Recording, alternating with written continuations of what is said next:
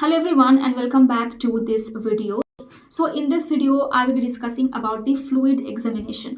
Now fluid examination में हर तरह का fluid आता है, pleural fluid, ascitic fluid और हर एक fluid का ना अलग ही level का examination होता है because it is not only microscopic, you also have the biochemical examination. ठीक है, तो अगर मैं ईच एग्जामिनेशन की बात करूँ तो वो एक्सटेंसिव है, जो आपको रीड करना है वो अलग चीज़ है, वो रिपोर्टिंग है, वो समझना है, असेसमेंट ऑफ फ्लूइड है. In this video, I will discuss about the process in which you are going to basically do the examination, the processing, and how you're going to arrive at how you going to write the report and arrive at the diagnosis. What is the basic of fluid examination, basic and the process, the procedure कि आपको करना है, किस तरह से report लिखना है, इसके बारे में मैं डिस्कस करने वाली हूँ. So before I jump onto this, I want to first tell you that what do you mean by effusion cytology. I've already mentioned about this in one of my videos that any kind of bodily fluids जहाँ पे cells shed off करके इकट्ठे होते हैं, that is the इफ्यूशन cytology. यहाँ पर आप खुद कुछ प्रोसीडियर नहीं कर रहे हो, ये बॉडी का ही एक रिस्पॉन्स है जो हम देखने की कोशिश कर रहे हैं. जो सेल्स है वो फ्लूइड्स में, बॉडीली कैविटीज में एक्यूमुलेट होते हैं, जहाँ से अगर आप फ्लूइड कलेक्ट करते हो तो आपको सेल्स की मॉर्फोलॉजी दिखेगा. And why do we do this, what is the main aim of this? It is to identify malignant cells, right, to identify metastasis, malignancy. इसीलिए तो हम करते हैं ना. इन्फेक्शन, तो इन्फेक्शन में क्या होगा? इन्फेक्शन में you are going to get the neutrophils. तो if you see this fluid after processing, if you see under microscope, if you see neutrophils, this means you have infection. तो वो ज़्यादा डरने वाली बात नहीं है. But if you see malignant cells, then yes, then it is quite difficult to understand and there is a lot of difficulties to even stamp a fluid to be malignant. वो क्यों, वो मैं आपको बाद में बताती हूँ. पहले मैं आपको बता देती हूँ रिपोर्टिंग का फॉर्मेट कैसे होता है. पहले ही आपको लिखना है टाइप ऑफ फ्लूइड, फिर अमाउंट. अमाउंट का मतलब होता है एक जो हमारा छोटा सा वायल होता है ना, उस वायल में पूरा ही जो वायल है वो 5 ml का होता है. अभी उस हिसाब से जितना फ्लूइड है उतना आप उस हिसाब से आप अंदाज़ा लगा के उसको लिख सकते हो कि अमाउंट ml में हम लोग लिखते हैं. ठीक है. Now comes appearance, it can be straw coloured, haemorrhagic, turbid, anything. Okay, clear. Okay, then cell count. Cell count आप कैसे करोगे मैं बताऊंगी. ठीक है, पर mm3. देन सेल टाइप, उसमें आपको लिखना है stain, smear, shows, then anything that you have seen. Please give percentage of every cell that you see. The different spectrum of cell that you're going to see are, let's say, neutrophil, lymphocyte, mesothelial cells or reactive mesothelial cells or any other cells like macrophage, histiocyte, whatever you're going to get. Please mention all the cells in percentage and make it 100%. Obviously, ठीक है. तो क्या आपको दिख रहा है वो आपको डिस्क्राइब करके लिखना है, प्लस आपको परसेंटेज भी देना है. ठीक है. Now please, and then you have to give a note. Always in any kind of report please try and give something which is called as the advice. ठीक है. ये एग्जाम में आपके पास टाइम ज़्यादा नहीं होगा, आपको आप लिखने का आपके पास में बिल्कुल ही 5 minutes दिया जाता है एग्जाम में जब आपको डायग्नोसिस करना होता है स्लाइड. तो you won't get time to write all this extra things, but make sure in practice you do that. Please write advice and don't miss out on this. Now coming to the processing, पहले आपको क्या करना है, पहले मैं समझा देती हूँ, फिर मैं आपको वीडियो दिखाऊंगी, डेमोन्स्ट्रेशन दिखाऊंगी, ताकि आपको अच्छे से वो चीज़ समझ में आ जाए. मैं पहले आपको वीडियो दिखा दूंगी तो शायद आप रिलेट नहीं कर पाओगे. First you have to know the basics, then if you see the video, वो आपको दिमाग में एकदम सील हो जाएगा, कभी उसको नहीं भूलोगे. ठीक है. So first the patient details, obviously please match that. Okay, the fluid and the requisition form. What you are going to do is that you have something called as the wells. ऐसे छोटे छोटे wells होते हैं जहाँ पे आपको fluid रखना है. So once you get the fluid, the first step that you do, this process I follow. ठीक है. ऐसा नहीं कि आपको बस इस तरह से ही करना है, आपको जो सीक्वेंस ऑफ इवेंट्स है, सीक्वेंस ऑफ वर्क जो है वो आप चेंज कर सकते हो. जो काम है वो आप करोगे, but you can change this sequence. I follow this sequence because this saves time. ठीक है. सो पहले ही मुझे जब फ्लूइड मिल गया है तो before centrifugation, before centrifuging the fluid, I will take the fluid and place it in a well, small well, and in that well I am going to add equal amount, equal volume of Turk's fluid. 1:1 ratio में I am going to add equal amount of Turk's fluid. ठीक है. So now what is Turk's fluid? Turk's fluid will destroy the RBC because what we need to see here is WBC. हम लोग यहाँ पर WBC को ही count करते हैं, यहाँ पे हम आरबीसी को काउंट नहीं करते. लिम्फोसाइट को हम काउंट करते हैं, मतलब डब्ल्यूबीसी को हम काउंट करते हैं मेनली. ठीक है. तो we have to kill the RBCs, right. So because of that we have to keep something called as the WBC diluting fluid और the Turk's fluid and keep it there in the 10 minutes. Now this 10 minutes, this time आप क्या करोगे, क्योंकि मैं time save करना चाहती हूँ, मैं जल्दी काम करना चाहती हूँ, मैं I don't want to waste my time, that's why अभी मैं इस फ्लूइड को लेके जाऊंगी सेंट्रीफ्यूज मशीन के पास and I will rotate that for 2 to 5 minutes at an RPM of less than 2000। ये मैं फॉलो करती हूँ, हालांकि बुक में जो लिखा है वो बुक टू बुक वो चेंज होता रहता है, तो ये मैं फॉलो करती हूँ ताकि ज़्यादा स्पीड में अगर उसको आप रोटेट करोगे तो there is a high chance that the cells में ब्रेक। ठीक है, so you can do this is what I follow. You can even change this to some extent based on your convenience.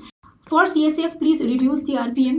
So this is what you're going to do. So after centrifugation, now you are going to discard the supernatant. Obviously, why do we do centrifugation? So that we take the sediment and we discard the supernatant. तो ऊपर का जो fluid है वो आप फेंक दोगे and वो जो सेडिमेंट है उसमें से आपको स्लाइड बनवानी है. So now you have to make a smear from the sediment, air dry the smear and then stain it 2 minutes Leishman and 10 minutes buffer. Okay, and then once it gets stained, now you will see it under the microscope for the cell type. तो जो cell count हम लोग करने वाले हैं उसको हम verify करेंगे कि हाँ सच में उतना ही सेल काउंट तो था। वो अभी आप जो चीज़ देख रहे हो वो एकदम सही चीज़ देख रहे हो। You are seeing it with your own eyes कि एक्चुअल में कितना सेल्स है। कई बार क्या होता है कि आर्टिफैक्ट्स होते हैं, बैक्टीरिया होता है, फंगाई होता है, उसको भी हम सेल काउंट कर लेते हैं। तो now once it is getting processed and you are able to see the stained smear under the microscope, now there is no chance that you will see the bacteria and you count that as cell as well. तो काफ़ी बारी ये discrepancy होता है कि counting में कुछ ज़्यादा ही हो गया, लाइक से काउंटिंग में 2000 सेल्स आ रहे हैं लेकिन एक्चुअल में वो 1000 है या फिर एक्चुअल में वो 1500 सेल्स है।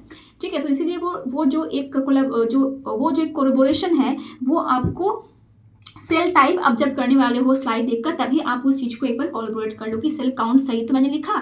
ठीक है, now how you will do this cell count. तो अभी जो फ्लूइड इतने टाइम के लिए आपने रखा था वो फ्लूइड अब तक उसका काम हो चुका है, आरबीसीज अब तक डिस्ट्रॉय हो चुकी है। Now we are going to do this cell type. तो please understand that there are 2 process of cell counting. ठीक है, सेल काउंटिंग की 2 प्रोसेस हैं। एक प्रोसेस है जो कि मैनुअल है, दूसरा है ऑटोमेटेड। मैनुअल है बाय योर न्यूबर्स चैम्बर, ठीक है, and the other one is your automated. Please do the automated processing of cell count if that is there in your centre, क्योंकि ये बहुत ज़्यादा I think it is much more precise. It gives you a much better result if you can do the automated processing, because that is what you have to do in your private labs and all. Also do that, ask them to run the sample and give you automated count. बाहर में यही होता है, ठीक है, लेकिन एक और भी तरीका होता है which is the manual and you should know that, you should do that, you should practice that. ठीक है, मैनुअल काउंटिंग में क्या करते हैं हम लोग, you must be knowing about the Newber's chamber, right? So Newber's chamber में यहाँ पे हम लोग क्या करते हैं, यहाँ इसके ऊपर हम लोग एक कवर स्लिप रखते हैं. So you understanding that this is basically the Neubauer chamber, how it looks, and here you going to place the cover slip और यहाँ से आप इसको चार्ज करोगे, मतलब इसके यहाँ से आप फ्लूइड को अंदर घुसाओगे. ठीक है, कैसे वो मैं दिखाऊंगी वीडियो में आपको. फिर आपको क्या करना है, ये जो एक न्यूबर्स चैम्बर है ना, ये जो एक न्यूबर्स चैम्बर है, ये जब मैग्नीफाई होकर आपके पास में आएगा, so you going to see something like this. Okay, and you must be knowing that you count WBCs in this large 4 corner squares, right? So each of this has got 16 small squares. ठीक है, तो आपको क्या करना है, इन चारों boxes में आपको number of WBCs, number of cells आपको काउंट करना है. ठीक है, तो नंबर ऑफ सेल्स आपको काउंट करना है इन चारों तरफ में जो आपका बिग बॉक्सेस है. जितना सेल्स आपका आ रहा है उसके साथ आपको 50 जो कि है मल्टीप्लाई कर देना है. यहाँ पे एक कैलकुलेशन है. ठीक है, there's a calculation over here. You can see that all this calculation will yield onto number of WBC counted into 50. क्यों? Because there's a dilution factor which is 20. ठीक है, तो ये कैलकुलेशन एक आता है, टोटल में यहाँ पे लिखा हुआ है, उसको आपको बस 50 से इंटू करना है. सो मान लीजिए कि यहाँ पे आपको मिला है 10 cells, 10 cells, 10 cells, 10 cells, total यहाँ 40 cells. So 40 into 50 you have got basically 2000 cells. ठीक है, तो ये बहुत सिंपल है, ज़्यादा डिफिकल्ट नहीं है, बस ये calculation you can remember, else remember this much, that's enough for you. This is how it will actually look. ठीक है, तो ऐसे आपको मिलेगा. माइक्रोस्कोप के अंडर में सेल्स ऐसा दिखता है. ठीक है, so you want to count all of this and whatever is the total count in all the 4 big large corner squares, you want to multiply that by 50. But please do automated count if that is available in your centre and please remember this image. इतना भी ज़्यादा easy नहीं है ये, you have to have practice of this, right. Now जो सबसे ज़्यादा challenge हम बोलते हैं ना, वो चैलेंजिंग एक बात है फ्लूइड एग्जामिनेशन में, वो क्या है, वो है to differentiate between malignant cells and reactive mesothelial cells, right. So those of you who know this they must be understanding कि मैं ऐसा क्यों बोल रही हूँ, क्योंकि इन दोनों के बीच में डिफ्रेंशिएट करना बहुत डिफिकल्ट है. ऐसा क्यों होता है? Why? Because please see this image that you can see that this is how the normal mesothelial cells will look like, but this is not how a reactive mesothelial cell will look like. Reactive mesothelial cell has got a wide spectrum, as you can see. इतने सारे variations होते हैं, इतने stages होते हैं reactive mesothelial cells के, तो वो किसी भी तरह का हो सकता है. It can be of any type, it can look like any cell. It doesn't have a proper shape, a proper size. Reactive mesothelial cell mimic malignant cells very very often. ठीक है. So if you can see this is basically the normal mesothelial cell. Please see this ones that it has got an inconspicuous nucleoli. As you can see, this is the nucleoli. यहाँ पे it is conspicuous only. I don't know why they written inconspicuous. It is visible here. लेकिन जो reactive होते हैं ना, उसमें और भी ज़्यादा दिखता है. They do have conspicuous nucleoli, and even malignant cells also have conspicuous nucleoli. So differentiate फिर कैसे करोगे? दोनों में ही you are going to get prominent nucleoli. तो differentiate नहीं हो रहा है. ठीक है. You have got this pale outer cytoplasm. You have got this windows. You have the dense cytoplasm. So all these things are features of mesothelial cells. Now please look at this image. यहाँ पर देख के हमको बताओ कि तुमको क्या लग रहा है कि ये मेलिग्नेंट सेल है. You know the features of malignant cells, right. Malignant cells में आपको क्या मिलेगा? हाइपरक्रोमेटिक न्यूक्लियर मिलेगा, इरेगुलर न्यूक्लियर मेम्ब्रेन, जितने भी फीचर्स है मेलिग्नेंसी में वो सारा का सारा यहाँ पे होने वाला है. ठीक है. तो मेरे को एक बात बताओ, ये पिक्चर देख के तुमको क्या लग रहा है? इज इट मेलिग्नेंसी और is it just reactive mesothelial cell? Because if it is reactive mesothelial cell, it is not malignancy. We should not be worried about that. We should not be suspicious and we should not worry much about that. तो फिर ये क्या है? यहाँ पर देख सकते हो कि सच में तो कुछ कुछ cells, you can see this binucleation, they are ugly looking as well. तो ये देखकर कोई भी इसको लिख देगा कि ये मेलिग्नेंसी है, लेकिन ये मेलिग्नेंसी नहीं है. These are reactive mesothelial cells. These are different variations, pleomorphism that is seen in case of reactive mesothelial cells. So this is basically reactive. This is not malignant. Our main aim is to differentiate malignancy. So this is not malignant. Okay. On the other hand, this is malignant. Why? Because you can see that there is a 3D cluster. So if there is one point which differentiates malignancy from reactive mesothelial cell, which ends the controversy a lot of cases, that is only one word, and that is 3D cluster. ये अगर तुमको मिल जाता है ना, बात वहीं पे खत्म, कोई डाउट नहीं है. ठीक है. Why? What is the meaning of 3D cluster? The cells will be interconnected and packed so much that there will be no passage of light through these cells. दोनों सेल एक दूसरे के साथ ऐसे इंटरमिंगल्ड होगा, ऐसे ओवरलैप्ड होगा that there will be no window. आपको कोई विंडो नहीं दिखेगा दो सेल के बीच में, बॉर्डर के बीच में. ठीक है. तो ये और बहुत ज़्यादा हाइपरक्रोमेटिक भी होने वाला है. ठीक है. So now if I come to the points which are in favour of malignancy, तो क्या क्या होगा? नंबर वन पे आता है 3D cluster. Number 2, hyperchromatic nuclei. Number 3, nucleoli, prominent nucleoli. Number 4, you are going to get irregular cell membrane, irregular nuclear membrane. You have to see that, है ना? And you are also going to see that the cells are of different shapes and sizes. Pleomorphism, जो कि बहुत ज़्यादा important है. ये तो देखते देखते आपको समझ में आएगा ना. तो you will see that the cells are not that pleomorphic. तो ये देखो, ये कितना बड़ा एक सेल है.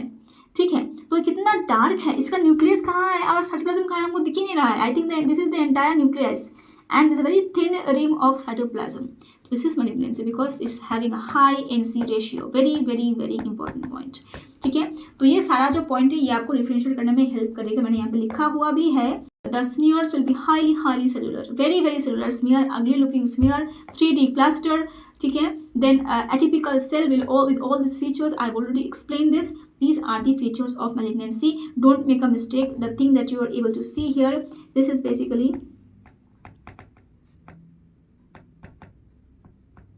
reactive mesothelial cells. These are not your cancer cells. Okay. Now can you tell me what is this? ये क्या है? ये malignancy है या फिर ये तुम्हारा reactive cells है? This is also kind of reactive because you don't have 3D clusters over here. ठीक है. So with this note, I guess you have been able to get an insight into the fluid and the basics of fluid processing, कैसे होता है सब कुछ. So now I will show you the video. Yes, so please see this.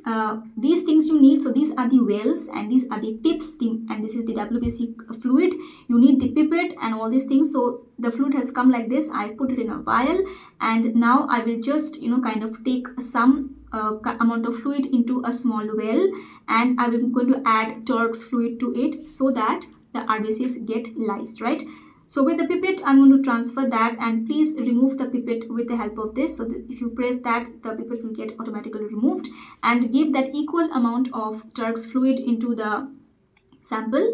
Please change the pipette every time that you change the tip.